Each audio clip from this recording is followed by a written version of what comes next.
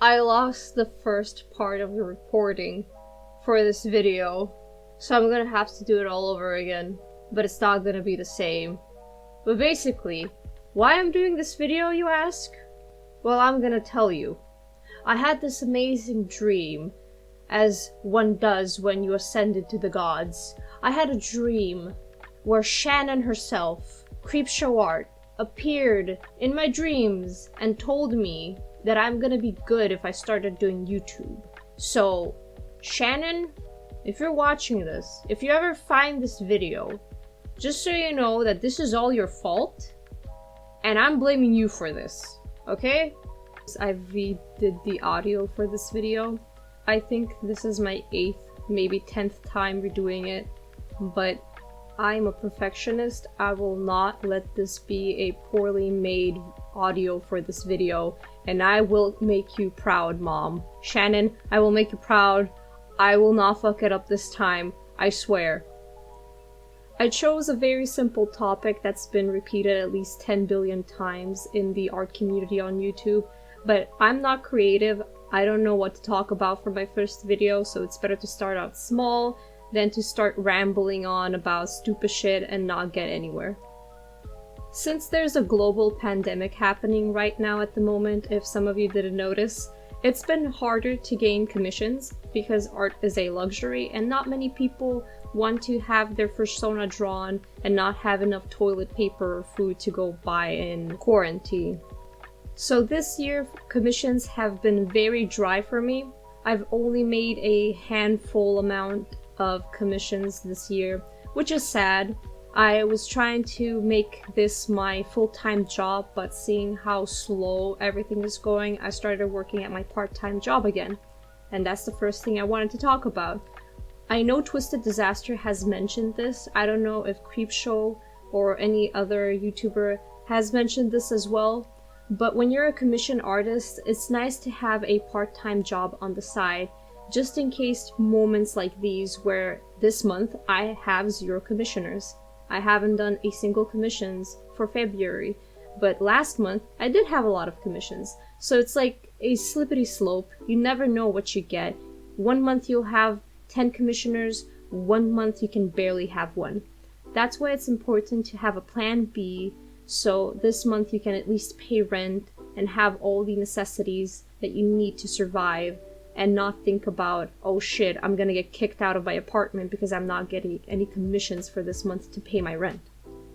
As a young high schooler, I thought that commissions were so easy to get because I had a best friend of mine that has been doing commissions for years on end. So I was like, well, if she can get 7 commissions every month, I can get 7 commissions every month. But that isn't the case, because unlike me, she has built a name for herself in the furry community, specifically on the furry amino group. Now I know what people are gonna say in the comments. Amino is sometimes shit, and I've heard plenty of YouTubers talk about their own commission horror stories on amino. But for me and my best friend, that hasn't been the case. I've never had a bad client or a child asking me for an amino coin commission. So it's all about what group you're in. The furry amino group is like a big happy family over there. Big happy cringy family that I love and adore. And I've never had one single bad client from there. Ever. Everybody has been nice, polite to me. Nobody tried to scam me. They're pretty reasonable, understandable. They give you really good tips, which I'm very grateful of. If people from Amino, specifically from the furry group Amino, if you're watching this, I love y'all. You give me reason to continue on with my artwork. Thank you so much. But back to the topic. This isn't a video about me complaining that I have 0 money this month. This video is about how to gain commissions and what are the ups and downs of being a commissioned artist. Well, here's the thing. Advertisement. Imagine you're a small business wanting to sell a product. You won't be able to sell that product if you don't advertise it. My best advice for you from me is to join at least 5,000 art commission Facebook groups and just post that you're open for commissions there. And pray to the Lord and Savior Jesus Christ that someone will see it and commission you. Second option, I mentioned it Amino, but I see a lot of people talk shit about it, which I do trust them. It's not like I don't trust them. I'm just saying from my own point of view and from my own experience, Amino hasn't let me down. So, sorry about that. I have puppies in my room, so if you hear any kind of growling and squeaking, they still can't fucking see, so they just communicate through echolocation. Trust me, I'm a biologist. But anyway, yeah, Amino, second option. Third option, YouTube. You've probably had the same experience as me. This random famous YouTuber coming into your dreams saying you should start YouTube because you'll be good at it. So here you are, on YouTube, trying to do a video, recording the audio for the 11th time now because every time you record it, you start rambling on. YouTube advertisement is pretty good. It's a pretty okay community minus the call-out culture and witch hunting. It's pretty okay. It's fine. I'm already regretting this. I don't know about Twitter. I tried to get commissions from Twitter, and I've only got one person commissioning me from Twitter. It wasn't even a commission, they just bought an adoptable. But Twitter for me ain't cutting it out. DeviantArt, Furfinity, and Tumblr also didn't do much for me in search of clients. So the only good thing that has happened was Facebook and Amino, so I can't really give you any more information about how to advertise yourself on Twitter or on DeviantArt and other platforms because I have no idea how you people get commissions from there. I just suck at attracting an audience. Maybe it's because I smell. Maybe it's because my personality smells. Who knows? We'll never find out.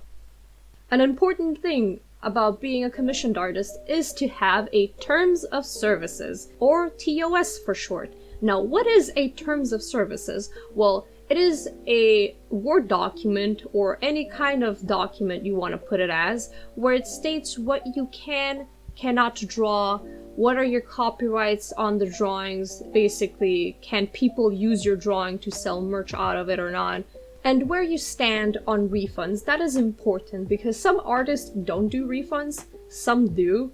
I personally do refunds because it's not fair if a client is like, hey man, I don't really like how this commission is turning out, can I have half of my money back? And I'll be a decent human being and be like, aw heck man, I'm sorry you don't like the commission, you can still keep the sketch or the line art or wherever you got with the commission and send them back half the money. It's a reasonable thing to do. You don't need to get butthurt that somebody doesn't like your art, how it's turning out. They're paying you for the commission. If they don't like it, give them back half the money. Okay? And another thing, if a client is being difficult and you don't want to work with them, you don't have to. Tell them, hey, if you don't stop being very rude towards me, I will have to let you go and not give you a refund because you're being very rude to me. Or just tell them, hey, I don't like working with you, here's half of your money back. I'm done. I am done, I'm gonna move on with the next commission. Thank you for taking your time and money to spending on my artwork, but I just can't handle your attitude right now. Now, a lot of people, especially furries, no judging, I'm also a furry, I do not judge, like to get not safe for work commissions, which is completely fine, hun. I'm okay with it. I don't mind it. You want big titties? I'll give you big titties. You want big hips? I give you big hips. I don't care. But if you yourself are not comfortable drawing that, state it in your TOS. I don't do explicit content, or I don't draw not safe for work / lewd things because it makes me feel uncomfortable. You are your own boss. You can tell yourself what you can and cannot draw. Nobody is forcing you to draw things you're not comfortable with. And my favorite part about doing commissions is pricing. How do you price your commissions? Well, it depends on how much time and effort you put into a piece, especially time. I value time more than anything. If one full body takes me 6 to 8 hours to do, I will charge $50 for that. Because not only does it take me 6 to 8 hours to do it, I put my time and effort into it. Well, effort, I already mentioned time.